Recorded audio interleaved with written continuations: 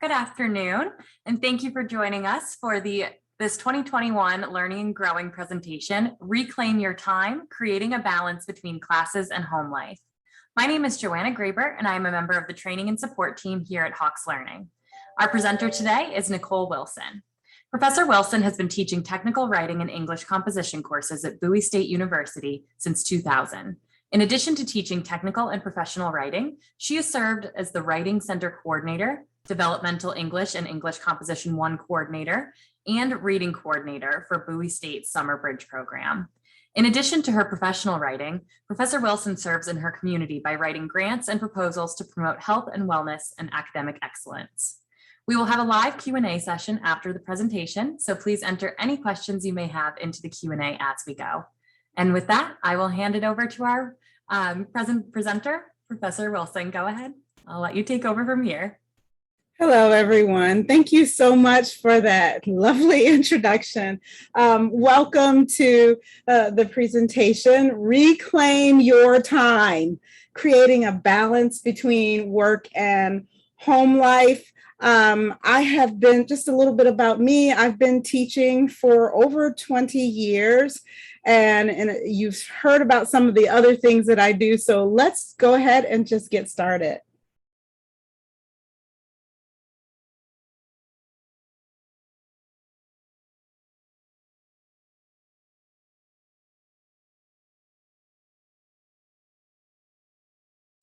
Oh, it looks like you might be muted.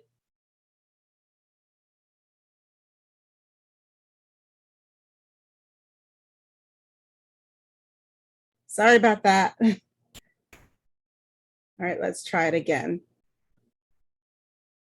All right, I was looking at a Facebook post of one of my friends recently, and I saw this quote, "Sis, breathe.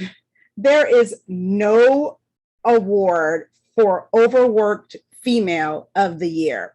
So we're going to just go ahead and start by breathing. Let's just breathe. Okay, that feels great.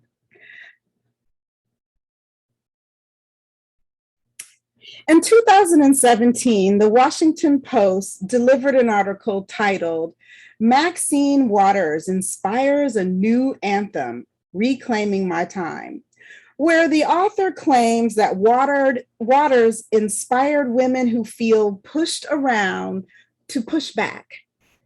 "I'm reclaiming my time" points to the frustration that comes with an unwanted exertion of one's time being wasted. These words resonated with me because, as one whose goal is to achieve a positive work-life balance before the pandemic, and especially during the pandemic, when my workload in teaching seemed to increase, I too felt pushed around and desired to push back.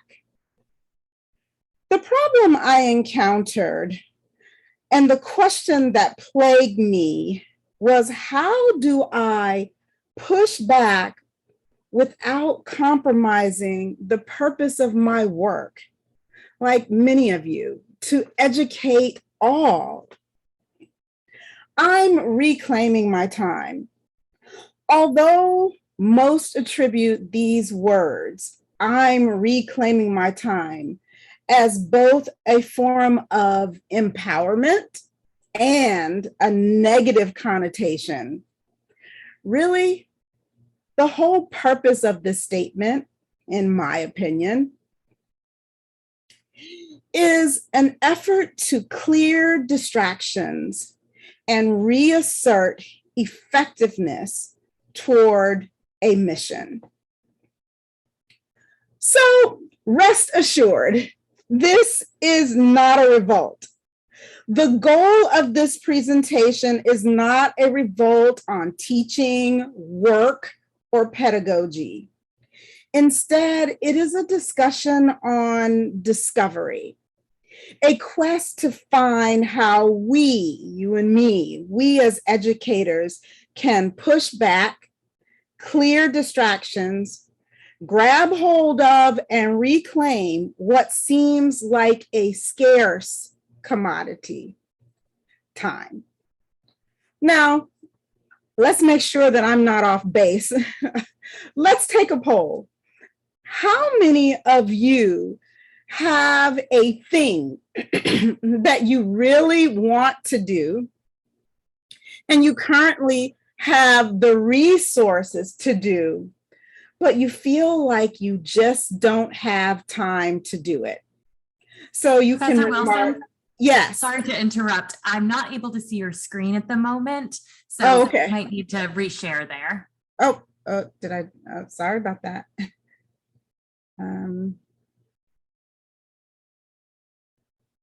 One moment. Okay, there we go. Can you see it now? Yes. Okay. All right. You might say, yep, that's me. No, that's somewhat me. Or no, I make the time to do what I want to do. Or everything that I want to do requires resources that I do not currently have. So I'll give a couple of more seconds. And what is going? Can everyone see the answers to the poll right now? I'm going to click share results, and I think Okay. that should share it. Okay. All right. All right. Let's give it a couple more seconds. I think that's everyone. Yeah, it is 100% answered. Thank you. You can go ahead and share. All right. And I think that should be sharing with everyone now. Okay. So we can see that an overwhelming 59% of you say, yep, that's me. Where some of you say, that's me somewhat. I love those of you, I'm going to want to hear from you. Those of you who say, no, I do what I want to do. And I am with you. I wish there was a way to answer two questions, because those of you who say everything I want to do requires resources that I currently do not have, I am in that category. Not everything, but there's a lot of things that I want to do where I'm going to have to get creative about the resources. So thank you so much for answering those questions. I really appreciate that. And it seems like I might be on the right track here. So do I need to reshare again? Nope, I'm still sharing. Yep, you are all set to continue. Okay, you can close out the poll. Thank you.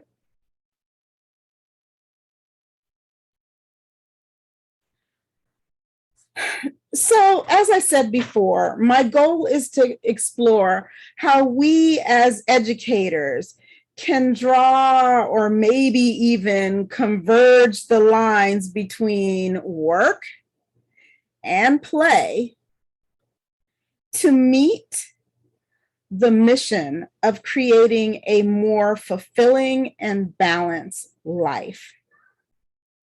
So the first thing that we are going to talk about is our work. Recently, I got the opportunity to listen to Brene Brown's book, The Power of, well, it's actually a speech, The Power of Vulnerability, Teachings on Authenticity, Connection, and Courage. And she quotes her friend Linda Twist, who wrote the book, The Souls of Money. And in this quote, she says, the first thing we do in the morning before our feet even hit the floor, we think to ourselves, I didn't get enough sleep. And the very last thought we have as our head hits the pillow every night is, I didn't get enough done. And everything in between those moments is a litany of scarcity. And I think that time is what we consider scarce in many instances. So let's talk a little bit about work, and I'm going to share my experience and my journey through trying to reclaim this scarce thing called time. I'll begin with talking about who am I, and you've already had the introduction. But if you were to meet me on the street and ask me, who am I or what do I do? My first response would be, I'm a teacher. I feel like teaching is my superpower.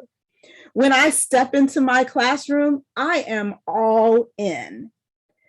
But I began to realize that teaching became my identity. And I know that that might seem like a good thing. And it would be good if that was all that I did. However, I'm not just a teacher. I'm a wife, a mother, a daughter, a friend, an individual, and so many more things. Yet those who I know and who know me and love me know that a lot of my time is spent or was spent on this thing that I do, teaching. My red pen, I'm going to move, I don't know if I can move this out of the way. Okay, my red pen. So teaching was my training, and in graduate school, we were taught whenever you grade papers, do not use the red pen because the red pen will make students feel bad and it will be discouraging to them. So in my first year of teaching, you know what I did? I didn't use the red pen. I used every other color, blue, purple, finally resorted to green. I don't know how many of you use the green pen. And what I found was that my students were still discouraged. And so I like the red pen because it's easier for me to see what I'm writing, and it's easier for the students to see my corrections. So I resorted to using the red pen. But I stepped into the classroom on the first day that I would give them their papers back, and I said, here's the red pen.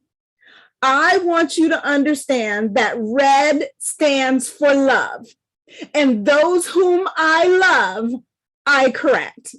And then I would hand all the papers back, and some students would quip and say, you know what, she must love me a whole lot. But I found that at the end of the day, what would end up happening, or the end of the class time, is really what they would do is flip through that paper, go to the end to really and ignore all the markings to see what is my grade. Well, I don't know if many of you do a lot of grading, but when you sit for hours on end looking through and scouring through a paper and trying to help students understand what they're doing wrong, because I want my students to be strong writers, it can be discouraging to find out that they're really not interested in all those markings. All they want to see is the bottom line, right?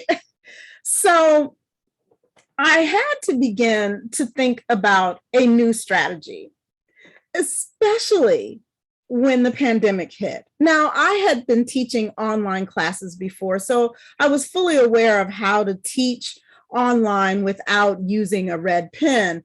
But when we entered the pandemic, I had to throw that red pen away because all of my classes were online. So I had to think about a new strategy.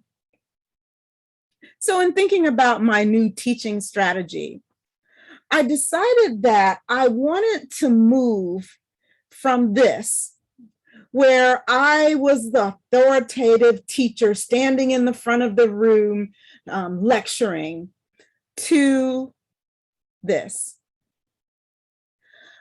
where I was the teacher who was facilitating the learning. And so in order to do those things, there were a few things that I had to change in my curriculum, in my delivery, and many other things. But before I get ahead of myself and talk about some of those things that I changed in terms of curriculum, I want to talk about go back to what I did at the beginning. Last year, I gave a presentation titled Stress Less: Addressing Burnout, all while handling the paper load in an online setting. And in this presentation, I spoke a lot about preparation. One of the best ways that you can reclaim your time is to prepare. So one of the things that I presented in that presentation was something about planning your schedule.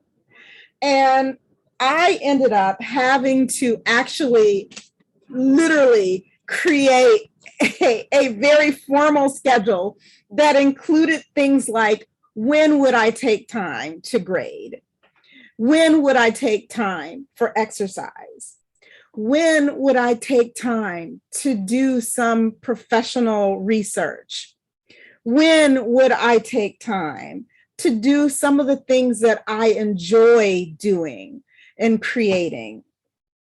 And so I put that all on a sheet and I said, okay, this is what I'm going to do. The first thing that I did when I did that was to think about my own circadian rhythm. So I really believe in that. If you are a night person, it's very, very hard to say, okay, in the morning, I am going to be one who gets up and does all of these things. I mean, I am a morning person. So this meant that I would have to get up maybe 5 o'clock, sometimes 4 o'clock, to do some of the personal things that I wanted to get done.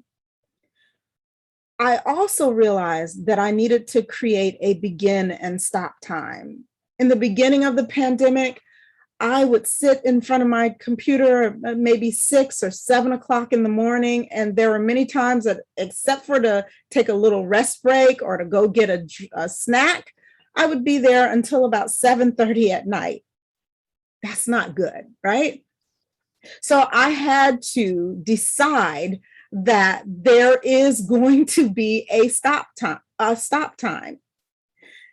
One of the things that I think is extremely helpful in reclaiming my time and reclaiming your time is to plan my syllabus from day one until the end of the semester. And that's good because it helps the students understand what we're going to do each day, and it helps me understand, it keeps me on track.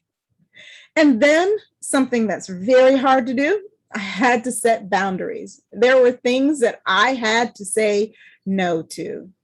And then finally, the last thing that I'm going to talk about in a little more detail is creating a daily lesson plan. When I taught high school, I was responsible for giving a lesson plan every single day and turning it in to the principal at the end of the year. In college, we don't have to do that, but I still go with that pattern of creating a daily lesson plan. And so this is what things look like. Sorry about that. What I did was I decided that I was going to have a weekly check-in with myself, right? So every week, every weekend, I sit down at a particular time and I have a meeting. I don't talk to myself, but I start thinking about how next week, what am I going to do next week? So I do things like put in my schedule when I'm going to prepare my lectures or revamp my lectures. I put in my schedule when I plan on grading, because grading can be a lot. I put in my schedule when I'm going to address student issues. Now, yes, I have office hours, so I can address issues during office hours, whether students are there or not. But I also needed to make sure that there was time to address emergency issues or things that come up. So I have that in my schedule. I have in my schedule, as I said before, when I will work on professional development. And the final thing is that I have on my schedule how I will check myself and reward myself. I read a book by Gretchen Rubin titled The Happiness Project. And in this book, she talks about stickers and stars. I don't know if you remember being in elementary school and the teacher would give you a sticker or star for being good. And she said that there are people who are stickers and stars people, and I'm one of those. I like to be rewarded for doing well. So for me, my sticker or my star is that check mark. When I can check off that I graded all of essay 1, I am very, very happy and pleased. So in addition, I'm going backwards, sorry about that. So that's what I did in the beginning. As time went on, I had to think about the resumes that needed to be revamped or removed. And I had to look at everything. I had to look at my syllabus, the curriculum, what I was doing, when I was doing, how I was timing it. It was like going into the closet and cleaning out the closet. And one of the hardest things was letting go of traditions. I even read those student reviews. You know how at the end of the year you get these reviews? I went through those, scoured through those to see what my strengths and what my weaknesses were and what things I could tweak and what were they really saying and did I really do this? I also listened to others. I listened to my colleagues and other experts on teaching and learning, and then I began to try new strategies. So I'm just going to share a few of those new strategies. So in my discovery, one of the things that we did, and I say we because we work together as a team in my department, and we decided that we wanted students to allow students to be more proactive with selecting their writing topics. So it used to be where we would sit together or separately, do a whole lot of research, spend a few hours trying to figure out that perfect argumentative essay topic question prompt that we could give them so that we would get these fabulous argumentative essays, right? And that was time consuming. And so we decided, you know what, why not allow them to pick these? Now they still have to go with the same genre. So if it's persuasive, the topic has to be on persuasion. They still have to do the assigned readings, but we allowed them to pick their topics and we mentored them through if they were struggling.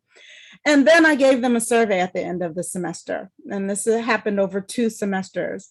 And what I found was an overwhelming majority, over 80%, enjoyed writing when they had a choice of selecting their own topics, while only a select few preferred that instructors provide them with a writing prompt.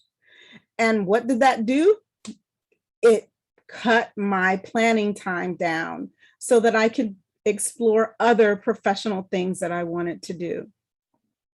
Another thing that we did is incorporate cooperative learning. I mean, we've always done that, but in my freshman class, we had accountability partners and groups and team building, and they did group presentations where they had to actually pick their readings and then tell us why they picked their readings and how it related to the genre. And they had to do outside research on the readings to say how it connected to something that was outside of what they were reading. And they got together in groups to put all of this together and present it to the class. And what I found was that I had a higher class attendance rate. I had more individualized reading and engagement with outside text. And that makes me happy. When a student can connect something to something that they read, I'm happy with that. And then I had a lower W pass fail rate as well. So I started off with Sis Breathe. You've heard a little bit about the strategies that I use for work and how to try to manage that to make my time, give me a little more time in the day. Now I'm going to shift gears to talk about play. And my gift to you is that we are going to actually play. We're going to play a game. So I'm going to stop this show here and transition to the next show, well, the game. Oops, I'm giving it away. Ah, sorry about that. And I'm going to say that this game is based off a great game that talks about lyrics. We're going to title it Do You Know the Lyrics? Because I don't want to get myself in trouble. This was not my idea, but we're going to play this game and let me share the rules with you. And you're going to need to use the chat. So here are the game rules and directions. The object is to be the one who wins the most completed songs. Now, how do we play? In the chat, you're going to choose from a list of 3 categories of music. The music will play and the lyrics will show up on the screen. When the music stops, you will need to complete the song by posting the missing lyrics. The first person to get the song correct by posting those words in the chat wins the song and gets to pick the next category.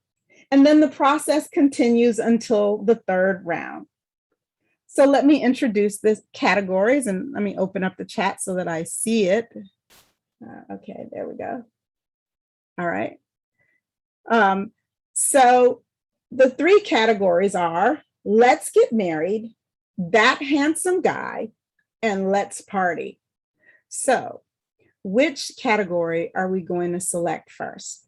Anyone can post. Let's Party. Okay. I like that. So we have 2 songs that we are going to try to figure out the words. Party in the USA, the missing words rather. Party in the USA by Miley Cyrus, or Girls Just Want to Have Fun by Cyndi Lauper. Which one are we going to choose? Lauper. Okay, that was the first one that I just saw. Okay, so I've got to pull the song up. Oh, and let me make sure that I'm sharing. Okay.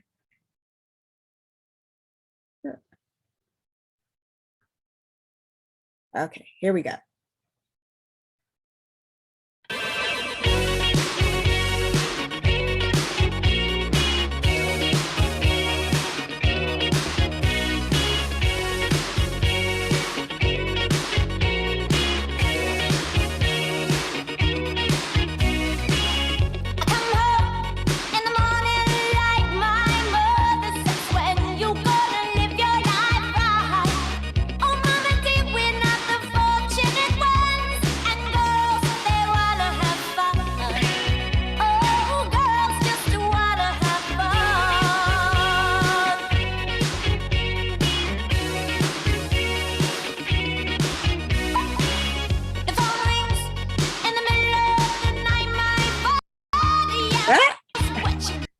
Okay, Catherine got it. She says, my father yells, what you gonna do? So there are 5 with your.